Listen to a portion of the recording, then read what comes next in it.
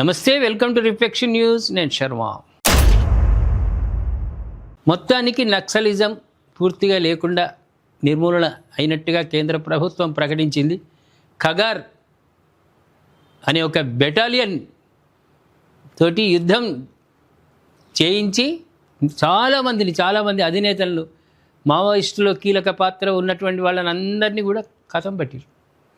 కొందరు లొంగిపోతున్నారు, ఉన్నటువంటి కొందరు ఆయనతో పోలీసు వాళ్ళకు లొంగిపోతున్నారు.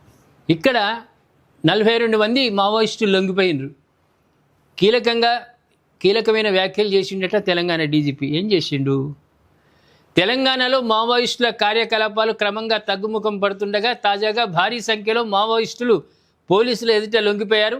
రాష్ట్ర డీజీపీ శివధర్ రెడ్డి సమక్షంలో మొత్తం 42 మంది మావోయిస్టులు తమ ఆయుధాలను వదిలి జనజీవన స్రవంతిలోకి చేరారు. లొంగిపోయిన వారిలో బెటాలియన్ డిప్యూటీ కమాండర్ స్థాయి కలిగిన కేశాలు వంటి కీలక నేతలు ఉండడం విశేషం. ఈ సందర్భంగా డీజీపీ మాట్లాడుతూ గత ఏడాదిన్నర కాలంలోనే మొత్తం 763 మంది మావోయిస్టులు హింసా మార్గాన్ని వీడి ప్రభుత్వానికి లొంగిపోయారని వెల్లడించారు. ఛత్తీస్గఢ్ సరిహద్దు ప్రాంతాల్లో పోలీసులు కూబింగ్ కార్యకలాపాలు ముమ్మరం కావడంతో తమ రక్షణ కోసం మావోయిస్టులు తెలంగాణ పోలీసులను ఆశ్రయిస్తున్నట్లు పేర్కొన్నారు. లొంగిపోయిన వారిలో అత్యధికులు ఛత్తీస్గఢ్ రాష్ట్రానికి చెందిన వారేనని, తెలంగాణకు చెందిన వారు కేవలం ఒక్కరే ఉన్నారని డీజీపీ స్పష్టం చేశారు. ఒకప్పుడు సెంట్రల్ కమిటీ, స్టేట్ కమిటీల్లో తెలంగాణ వాసులు ప్రాతినిధ్యం ఎక్కువగా ఉండేదని, కానీ ప్రస్తుతం ఆ సంఖ్య గణనీయంగా తగ్గిపోయిందని ఆయన వివరించారు. సెంట్రల్ కమిటీలో 11 మంది నుంచి 2, స్టేట్ కమిటీలో 24 మంది, సెంట్రల్ కమిటీలో 11 మంది నుంచి 2, స్టేట్ కమిటీలో 24 నుంచి కేవలం 2 మాత్రమే మిగిలారని, వారు కూడా త్వరలోనే లొంగిపోతారని లొంగిపోవాలని పిలుపునిచ్చి వాళ్ళు కూడా వస్తారు. మొత్తం లొంగిపోయినాక 2 ఏం చేస్తారు? ఇక వాళ్ళు కూడా వస్తారు. ఆల్రెడీ వీళ్ళకి పోలీసు వాళ్ళకు ఇన్ఫర్మేషన్ ఉంటుంది ఏ టైం వస్తామని.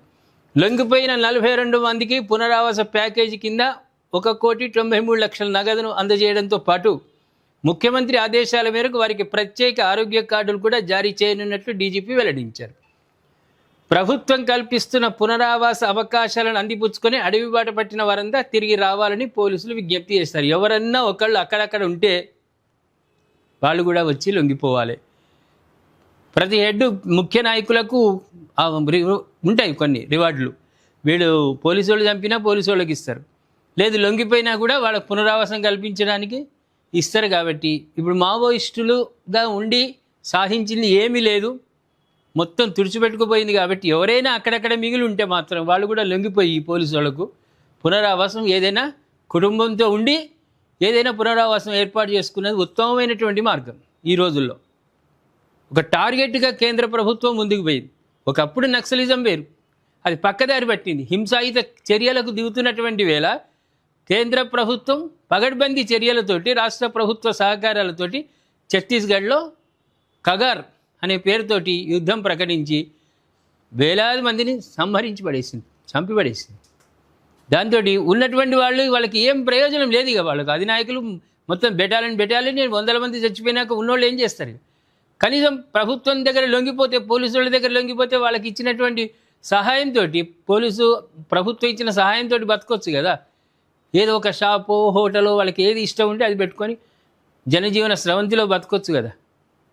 ఆ నినాదం వాళ్ళు చెప్తున్నారు. కాబట్టి ఇప్పటికైనా ఇంకెవరైనా లొంగిపోకుండా ఉంటే వాళ్ళు కూడా తక్షణమే ప్రభుత్వానికి లొంగిపోయి ప్రభుత్వం ఇచ్చేటువంటి ధనంతో మీకు ఇష్టం ఉన్నటువంటి సౌకర్యాన్ని, మీ ఇష్టం ఉన్నటువంటి వ్యాపారాన్ని చేసుకొని హాయిగా కుటుంబంతో కలిసి ఉండాలి. ఇది మా రిఫ్లెక్షన్ న్యూస్ తరఫున కూడా నేను ప్రేక్షకులందరినీ కూడా నక్సలైట్లను కోరుతున్నాను. లొంగిపోండి, జనజీవన స్రవంతిలో కలవండి, మీ కుటుంబంతో కలిసి మీరు వ్యాపారం చేసుకోండి. ఏమంటారు ప్రేక్షకులారా? పూర్తి నిర్మూలన అయింది. నిర్మూలన ఇంకా లేనటువంటి, ఇంకా కొందరు అజ్ఞాతంలో ఉన్నటువంటి వాళ్ళని కూడా రమ్మంటూ మీరు కామెంట్ రూపంలో తెలియజేయండి. అదేవిధంగా సబ్స్క్రైబ్ చేసుకోండి, షేర్ చేయండి.